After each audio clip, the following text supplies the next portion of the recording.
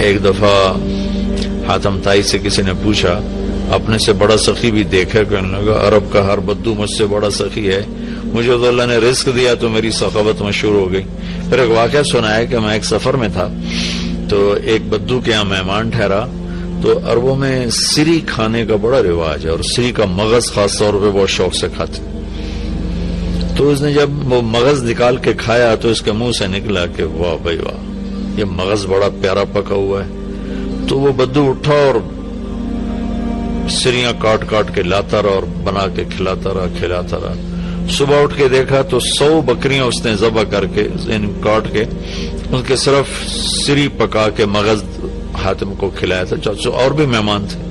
تو حاتم کہنے لگا کہ تو نے یہ کیا ہے؟ کہ تیرے پاس اور جائیداد ہے؟ کہ نہیں، بس یہی 100 بکری میری جائیداد تھی۔ تو کہنے لگا اب تیرا کیا بنے گا؟ کہ میرا جو بنے گا وہ اللہ جانتا ہے، لیکن مہمان کی خواہش کو پورا نہ کرنا تو بہت بڑی کنجوسی اور بخل ہے۔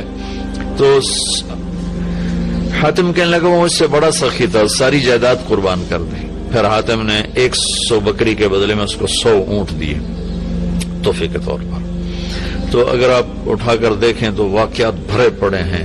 انسان کی طبیعت میں بخل ہے، سخاوت لانی پڑتی ہے۔ عبید اللہ بن عباس، حضرت عباس کے بیٹوں میں، ان کی سخاوت ضرب المثل ہے، بہت بڑے سخی تھے۔ ایک دفعہ ان سے کسی نے پوچھا اپنے سے بڑا سخی دیکھا؟ کہنے لگے ہاں دیکھا۔ ایک سفر میں تھا، بارش شروع ہو گئی، ایک بدو کا مہمان ٹھہرا، اس نے اونٹ ذبح کر دیا۔ میں بڑا حیران ہوا کہ بکری ذبح کر دیتا، 3 آدمی تھے وہ۔ تو اگلا دن بارش چلتی رہی تو اس نے دوسرا ذبح کر دیا۔ تو انہوں نے فرمایا بھائی ابھی تو کل کا اتنا گوشت پڑا ہے، یہ کیا کر رہے ہو؟ تو اس بدو نے کہا میں مہمانوں کو باسی چیز نہیں کھلاتا، ہمیشہ تازہ چیز کھلاتا ہوں۔ 7 دن بارش ہوتی رہی، اس نے 7 اونٹ ذبح کر دی، اور وہ ضائع نہیں ہوتے تھے، وہ اس گوشت کو سکھا لیتے تھے صحرا میں، وہ سکھا کر پھر وہ کھاتے رہتے تھے۔ تو 8ویں دن بارش ختم ہوئی تو وہ بدو نکلا ہوا تھا اپنے کسی کام کو یا اپنے جانور چرانے۔ تو انہوں نے ارشاد فرمایا اپنے نوکر سے تیرے پاس کتنے پیسے ہیں؟ کہا جی 300 دینار ہیں۔ 300 دینار میں 300 اونٹ آ جاتے تھے، اتنا بہت بڑا یہ سرمایہ تھا۔ 100 اونٹ تو کہیں بھی نہیں گئے۔ تو کہنے لگے جاؤ اس کی بیگم کو دے کے آؤ۔ تو اس کے دروازے پر گئے، اس کی بیگم کو دیا تو اس نے انکار کر دیا کہ ہم مہمانی کو فروخت نہیں کیا کرتے۔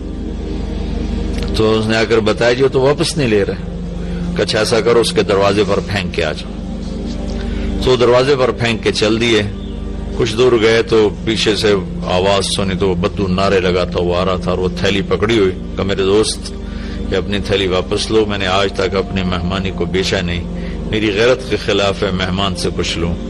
انہوں نے فرمایا کہ میرے دوست تم نے ہماری ضیافت کی، ہم نے تمہارا اکرام کیا، یہ تمہاری ضیافت کا بدلہ نہیں۔